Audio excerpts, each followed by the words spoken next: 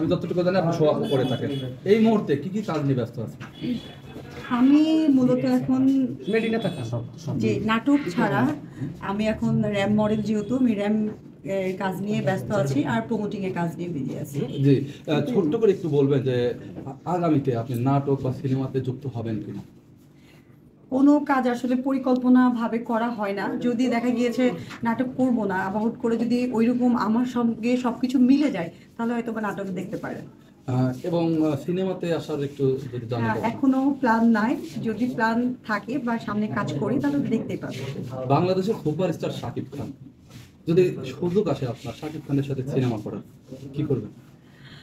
আসলে যারা এখন মুভিতে কাজ করছে তাদের অনেক ড্রিম থাকে শাকিব খানের সঙ্গে কাজ করবে, তো এটা খুব একটা কমন জিনিস। আমারও যদি কাজ করার ইচ্ছা থাকে তো ওনার সঙ্গে কাজ করার, অবশ্যই শাকিব খানের সঙ্গে কাজের সুযোগ পেলে অবশ্যই করব।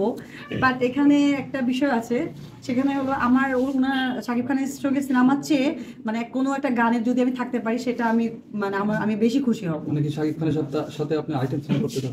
হ্যাঁ, এরকম কিছু একটা। হ্যাঁ, আর শাকিব খানের সাথে সিনেমা করতে গেলে আমরা যতটুকু জানি যে মানে একটা ব্যাপার স্যাপার চলে আসে, তো সে ধরনের কোনো যদি একটা কিছু আসে আমি বলি, এই যে আপনি যে কথাটা বলতে চাচ্ছেন যে শাকিব খানের সঙ্গে যারা সিনেমা করে বাচ্চার মা হয়ে যায়, এই কথাটা তো বলতে চাচ্ছেন, কিন্তু এটা ভুল কথা। শাকিব খান তো অনেক নায়িকার সঙ্গে সিনেমা করেছে, সবাই তো আর বাচ্চার মা হয়নি।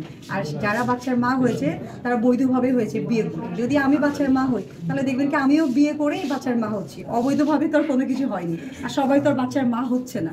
সম্প্রতি একটা ভিডিও ইতিমধ্যে সোশ্যাল মিডিয়াতে তোলপাড়, নাহার কোনা, তিনি নিজেকে বাংলাদেশের সানি লিওন মনে করেন এবং তিনি শাকিব খানের সাথে সিনেমা করার জন্য বেবি গিফট নিতে সে প্রস্তুত আছেন। এই বিষয়ে যদি একটু মুখ করতেন। সবার, আমি এখানে যে নাহারকন্যার কথা বলে আমিও তার ভিডিও দেখেছি, আমিও তার কথা আপনাদের মধ্যে শুনেছি। এখন সবার তো ইচ্ছা থাকতে পারে, আমারও অনেক কিছু ইচ্ছা থাকতে পারে, তো সবার ইচ্ছা যদি পূরণ হয় তাহলে আলহামদুলিল্লাহ। আর নাহার যে একটা এরকম আশা করেছে, এখন ওর ইচ্ছা পূরণ হতেও পারে। আমরাও আপনার মতন ওয়েট করবো, দেখি কি হয়, তার ইচ্ছাটা পূরণ হয় কি। এবং একটু জানাবেন যে এই নাহারকন্যা, তিনি যে বাংলাদেশের একজন সানি লিওন মনে করেন, আসলে এর কারণটা কি? আসলে এর কারণটা কি আমি নিজেও জানি না। সানি লিওন তো সানি লিওন, ওনার সঙ্গে নাহার একসঙ্গে যে কেন মিলিয়েছে আমি জানি না। বাট আমার কাছে মনে হয় দুজনের ক্যাটাগরি একই ধরনের না। সেই সাথে একটু হালকা করে শেয়ার করবেন, মিডিয়া জগতে সিনেমা করতে গেলে বা নাটক করতে গেলে বর্তমানে একটা সিনক্রেটের একটা ব্যাপার স্যাপার চলে আসে। যতটুকু জানি আমরা, গিভ অ্যান্ড টেকের যে ব্যাপারটা, আসলে এই বিষয়টা আপনি কিভাবে দেখেন?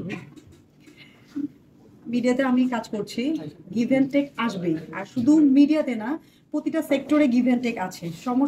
সমস্যা একটা যেমন হয়, এটা সমাধানও আছে। এটা আমাকে বেছে নিতে হবে যে আসলে আমি কোনটা বেছে নিব আর কোনটা করব।